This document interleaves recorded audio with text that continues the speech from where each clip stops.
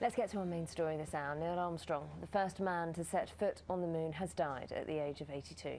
His family says he died from complications from heart surgery performed earlier this month. President Obama described the astronaut as a great American hero who delivered a moment of human achievement which will never be forgotten.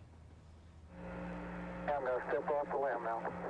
In July 1969, the world watched in awe as Neil Armstrong became the first man to set foot on the moon. That's one small step for man, one giant leap for mankind. The commander of the Apollo 11 mission had earlier manually piloted the lunar module to a suitable landing site with just seconds of fuel to spare. Listen, the Eagle has landed. To the obvious relief of mission control. You got a bunch of guys about to turn blue. We're breathing again. Thanks a lot. His family said, while we mourn the loss of a very good man, we also celebrate his remarkable life and hope that it serves as an example to young people around the world.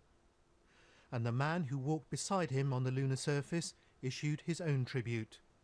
I was fortunate enough to be one of those crew members and to fly with an outstanding test pilot, Neil Armstrong, and accompany him in the lunar module Eagle.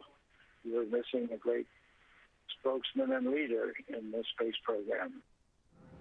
A pilot from the age of 16, Neil Armstrong flew 78 missions during the Korean War before working as a test pilot, flying rocket-powered aircraft at Edwards Air Force Base. He was chosen as an astronaut for the Gemini program, bringing his Gemini 8 spacecraft safely to Earth in March 1966, after it had got out of control while re-entering the atmosphere. Though painfully shy, his professional approach and coolness under pressure, shown here when he ejected during training from a lunar landing module, made him a natural choice to command an Apollo mission.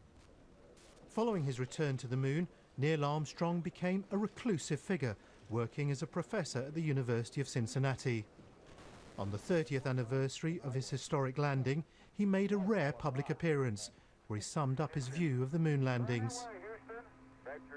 The important achievement of Apollo was a demonstration that humanity is not forever chained to this planet, and our visions go rather further than that, and our opportunities are unlimited.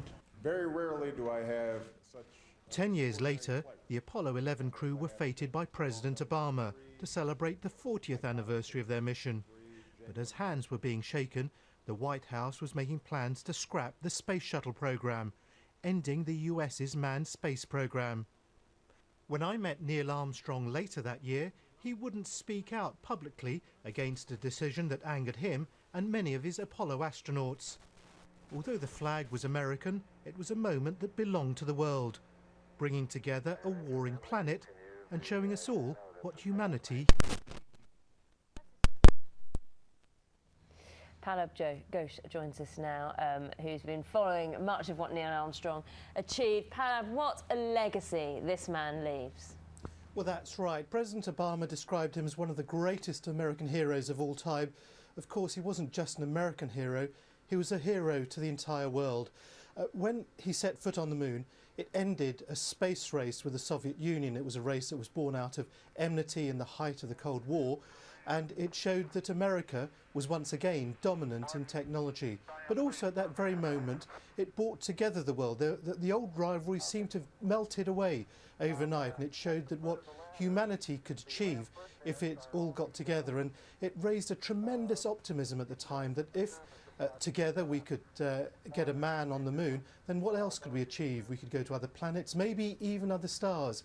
That optimism obviously has melted away since then as the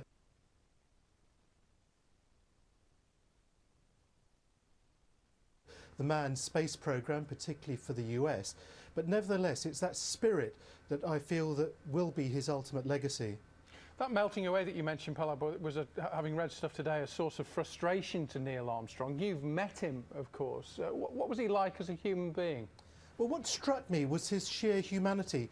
Here he was, the person who'd achieved the greatest thing, arguably, that anyone has ever achieved.